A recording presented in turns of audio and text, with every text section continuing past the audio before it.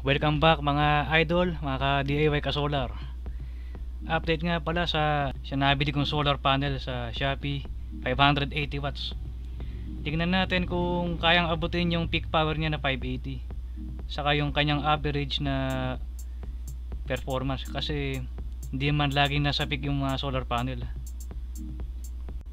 At yun nga pala, naka-oversize ako ng bahagya na lagpas dun sa limit ng solar charge controller na SRNE 40 amps.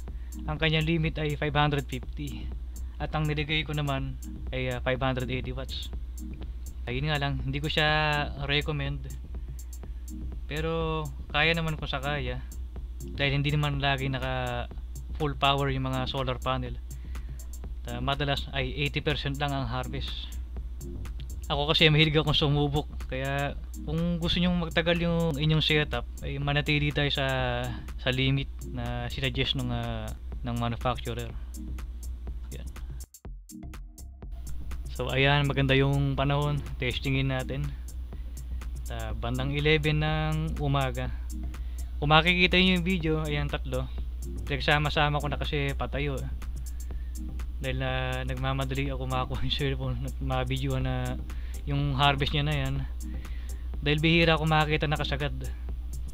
So kung makikita nyo sa video, babataas yung kanyang amperahe dahil sa ulap. Pag natakpan ng ulap sandali yung araw, bababa yung amperahe, tapos aakit na naman. So bihira ko siya makitang ganyan dahil lang sa cloud effect, dahil makulimlim ng umaga, malamig, tapos biglang umaraw, yan, kaya siya sumasagad. Mas gusto ng solar panel yung medyo malamig tapos maliwanag, kasi yung sobrang init ay nababawasan yung efficiency ng solar panel, kaya bumababa rin ng harvest. So ito naman yung average na harvest or performance ng 580 watts. Nasa ano lang ito, 460. Kaya sa tingin ko ay legit naman. Naabot niya yung 80% na average. At nakita nyo naman kanina, kayang isagad yung SCC or yung controller na 40 amps. Kaya legit itong panel na ito.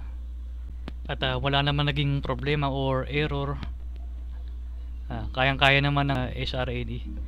Basta mas maganda, lagay nyo ng fan pabuga sa controller para ma-maintain niya yung optimal na operating temperature, kasi inang kalaban ng mga electronic yung overheat.